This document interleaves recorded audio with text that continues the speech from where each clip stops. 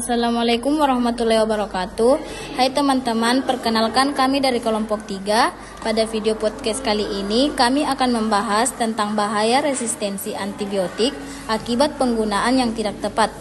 Topik ini penting karena penggunaan antibiotik yang masih salah sering terjadi di sekitar kita. Baik, di sini saya ingin bertanya, apakah yang dimaksud dengan antibiotik?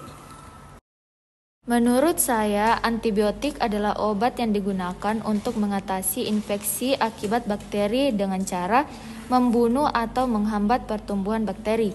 Namun, antibiotik tidak digunakan untuk penyakit akibat virus seperti flu atau pilek. Apakah yang dimaksud dengan resistensi antibiotik?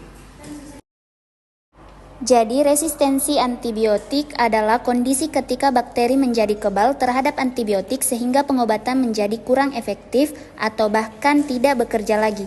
Kondisi ini menjadi masalah besar karena dapat membuat infeksi lebih sulit disembuhkan. Apakah penyebab terjadinya resistensi antibiotik? Nah, salah satu penyebab utama resistensi antibiotik adalah penggunaan yang tidak tepat. Misalnya membeli antibiotik tanpa resep, tidak menghabiskan obat, menggunakan dosis yang salah, atau memakai antibiotik untuk penyakit virus. Kebiasaan tersebut dapat mempercepat terjadinya resistensi. Apakah dampak dari resistensi antibiotik?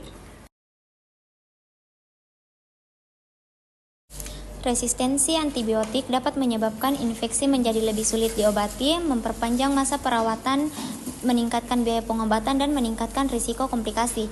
Jika kondisi ini terus meningkat, banyak antibiotik mungkin tidak lagi efektif di masa depan. Bisakah memberikan contoh kasus di masyarakat?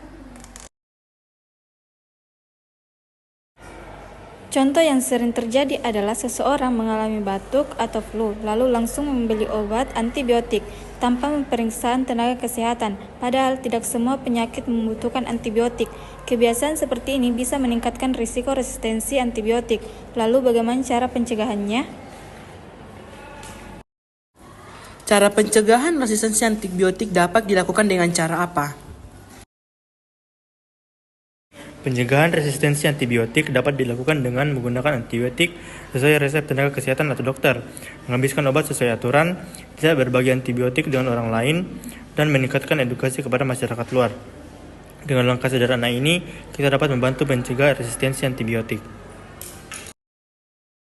Dari pembahasan tadi, dapat disimpulkan bahwa penggunaan antibiotik yang tidak tepat dapat menyebabkan resistensi antibiotik yang berdampak besar bagi kesehatan. Oleh karena itu, mari gunakan antibiotik secara bijak agar tetap efektif di masa depan.